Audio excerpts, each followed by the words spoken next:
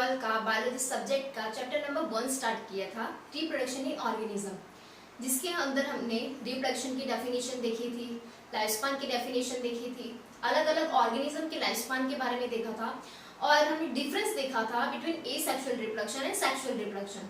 तो आज हम हैं एसेक्सुअल रिप्रोडक्शन के बारे में डिटेलिंग में देखेंगे।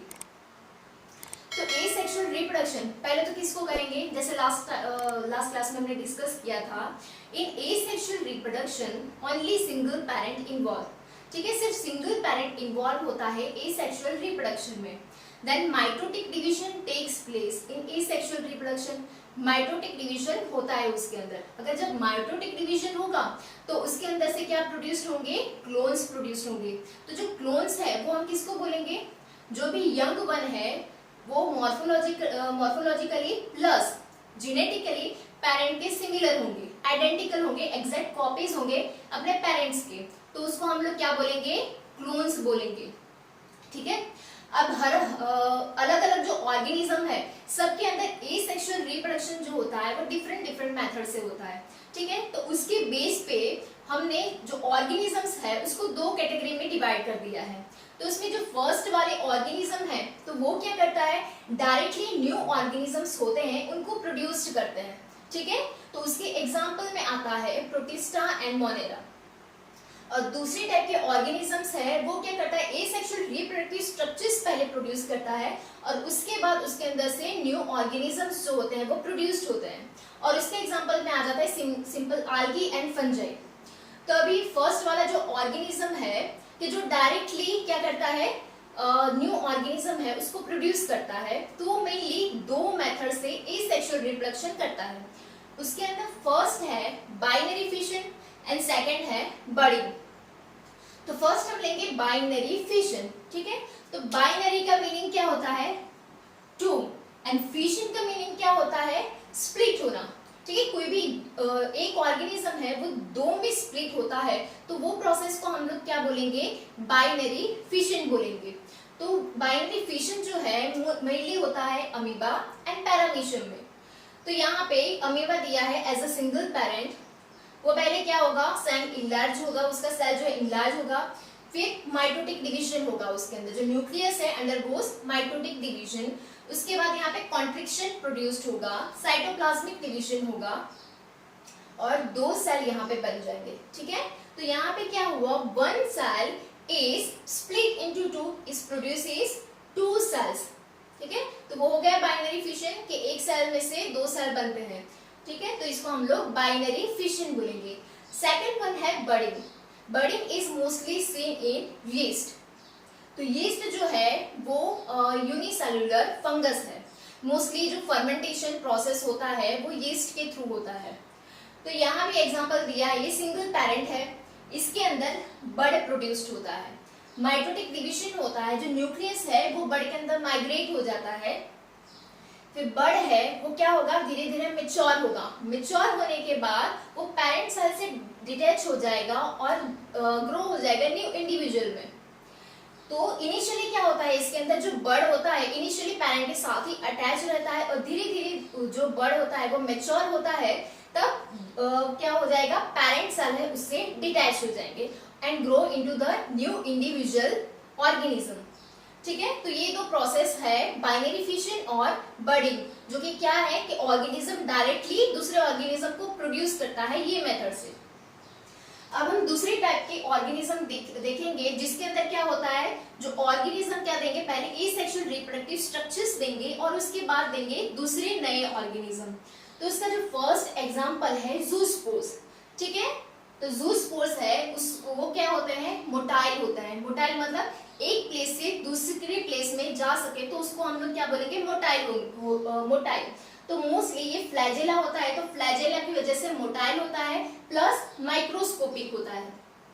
माइक्रोस्कोपिक मतलब जो नेकेड आई से हम लोग इसको नहीं देख सकते हैं। तो ज़ूस्पोर्स का एग्जांपल दिया है क्लैमिडोमोनास व्हिच इज अ यूनिसेलुलर आल्गा। तो यहाँ पे देख सकते हैं हम लोग फिगर में कि ये पेरेंट क्लैमिडोमोनास है जिसके अंदर माइटोटिक डिवीजन होता है और बहुत सारे ज़ूस्पोर्स बन जाते हैं। मेच्योर होने के बाद ये ज़ूस्पोर क्या होता है कि पेरेंट में से लिबरेट हो जाते हैं and grow into new individual chlamydomonas, new organism में फिर क्या होगा, डेवलप्ड होगा। सेकेंड एग्जाम्पल है कोनेरिया। तो कोनेरिया is mainly found into the penicillium. हमने पेनिसिलिन का नाम सुना होगा, विच इज अ एंटीबायोटिक। ठीक है, तो ये एंटीबायोटिक है, मोस्टली ये फंगस है पेनिसिलियम, इसमें से एक्सट्रैक्ट किया जाता है। तो इसके अंदर क्या होता है, कोनेरियास प्रोड्यूस होते हैं। तो ये जूसबूस क्या थे, मोटाइल थे, लेकिन ये क्या है, नॉन मोटाइल है। ठीक है, एक प्लेस से दूसरे प्लेस पे नहीं जा सकते हैं। और ये क्या बियर करेगा, कोनेरिया, और जो कोनेरिया बियर करता है उसको हम लोग इसको क्या बोलेंगे, कोनेरियोफोर,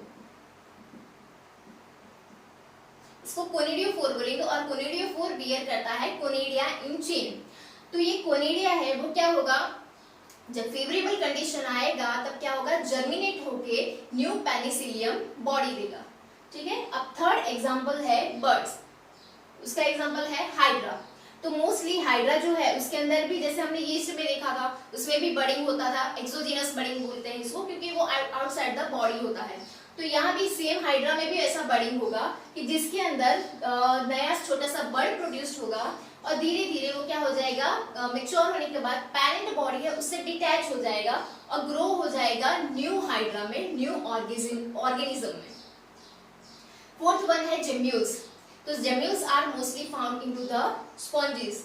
ठीक है, जो स्पॉन्जेस होते हैं उसके अंदर, उसके इंटरनल बॉडी में इंटरनली जेम्यूल्स प्रोड्यूस्ड होते हैं। It is a sac like structures. इसको हम एक टाइप का इंटरनल बडिंग बोलेंगे। जैसे यहाँ हाइड्रा होता है, तो हाइड्रा के अंदर क्या होता है, एक्सोजीनस बडिंग, बॉडी के आउटसाइड प्रोड्यूस होता है, लेकिन स्पॉन्ज के अंदर बॉडी के अंदर जो होता है प्रोड्यूस्ड होता है, इसलिए हम इसको क्या बोलेंगे, इंटरनल बडिंग बोलेंगे। जिसके अंदर आर्चियोसाइट्स होता है, वो कवर्ड होता है एंडोस्पोर और स्पिक्यूल से। तो ये दोनों स्ट्रक्चर क्या करते हैं, आर्चियोसाइट्स होता है उसको प्रोटेक्ट करते हैं, और जो होल स्ट्रक्चर है उसको हम लोग क्या बोलेंगे, जेम्यूल्स बोलेंगे। तो इसके अंदर से जब फेवरेबल कंडीशन आ जाएगा तब वो क्या करेगा, न्यू स्पॉन्ज के अंदर डेवलप होगा, न्यू ऑर्गेनिज्म बना देगा। ठीक है, अब यहाँ तक क्लियर हो गया। दो टाइप के ऑर्गेनिज्म होते हैं। फर्स्ट टाइप वो होता है जो क्या करता है, जो डायरेक्टली क्या करता है, ऑर्गेनिज्म है वो दूसरे ऑर्गेनिज्म को प्रोड्यूस करता है। और सेकंड वन था को ऑर्गेनिज्म पहले एसेक्सुअल रिप्रोडक्टिव स्ट्रक्चर प्रोड्यूस करता है और उसके बाद उसके अंदर से न्यू ऑर्गेनिज्म है उसको प्रोड्यूस करता है। तो फर्स्ट वाले में हमने देखा दो method, binary fission and second budding. और जो रिप्रोडक्टिव स्ट्रक्चर्स प्रोड्यूस करते हैं उसके एग्जांपल में क्या आ जाएगा, जूस्पोर्स आ जाएगा, कोनेरिया आ जाएगा, देन बर्डिंग आ जाएगा एंड जेम्यूल्स आ जाएगा। अब ये था asexual reproduction in lower type of organism, mainly in animals. अब एसेक्सुअल रिप्रोडक्शन इन प्लांट्स, इसके बारे में हम लोग देखेंगे। अब हम लोग देखेंगे एसेक्सुअल रिप्रोडक्शन इन प्लांट्स। अब प्लांट के केस में एसेक्सुअल की जगह पे एक दूसरा वर्ड यूज होता है जिसको हम लोग बोलेंगे वेजिटेटिव। ठीक है, तो प्लांट्स में क्या होता है, वेजिटेटिव पार्ट्स जो कि रूट, स्टेम एंड लीफ है वो यूज होता है रिप्रोडक्शन के अंदर। तो ऐसे कौन कौन से वेजिटेटिव स्ट्रक्चर्स हैं, तो इसके एग्जांपल यहाँ पे दिए हैं, runners, rhizome, sucker, tuber, offset and bulb. ये सब एग्जांपल्स है कि जिसके थ्रू क्या होता है, न्यू प्लांट है वो डेवलप्ड होता है। तो फर्स्ट लेते हैं रनर।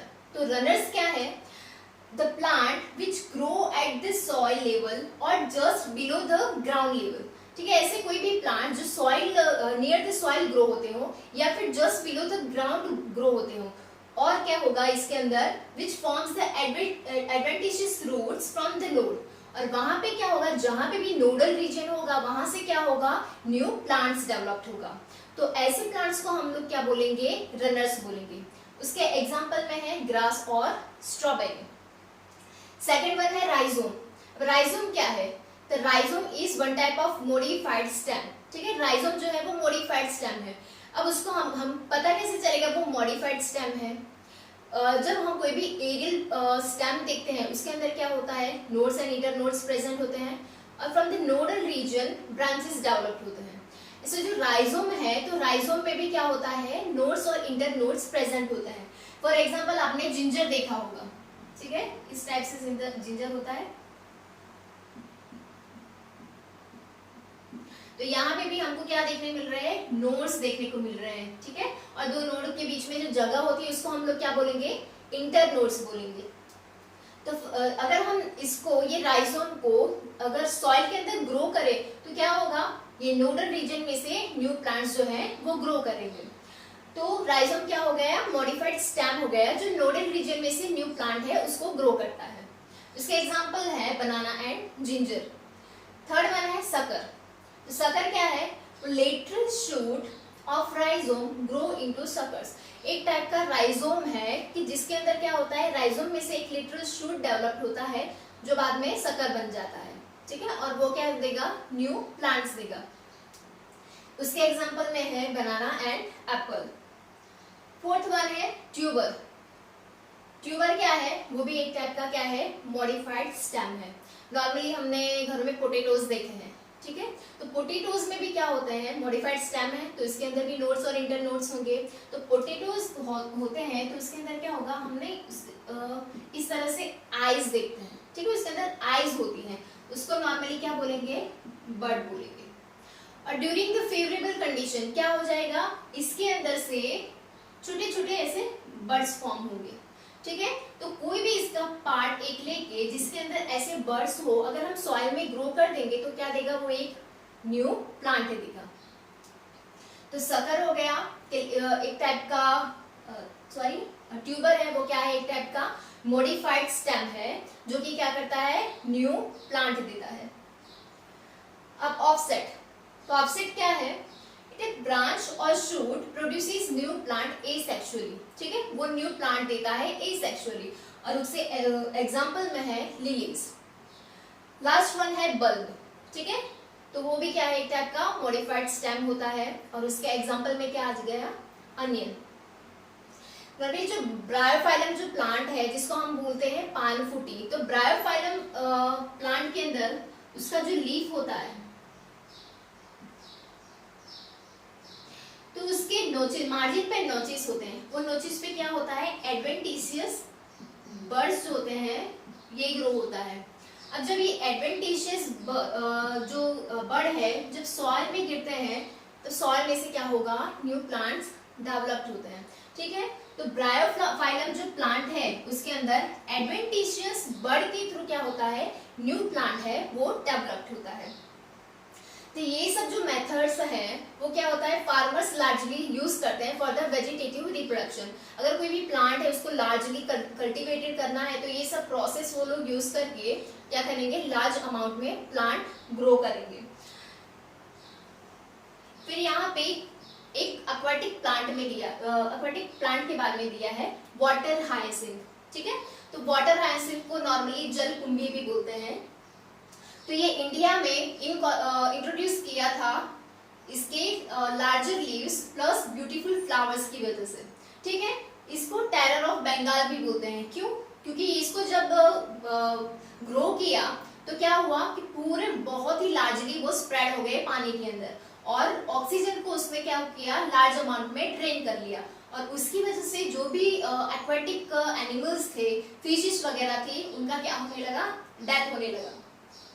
इसीलिए जो वाटर हायसिंथ है, ठीक है, वाटर हायसिंथ उसको क्या बोलेंगे, टेरर ऑफ बंगाल भी बोलेंगे। और it is most invasive weed which is found growing into the standing water. जो भी स्टैंडिंग वाटर है वहां पे आपको ये वाटर हायसिंथ जो प्लांट है जलकुंभी वो आपको देखने को मिलेगा।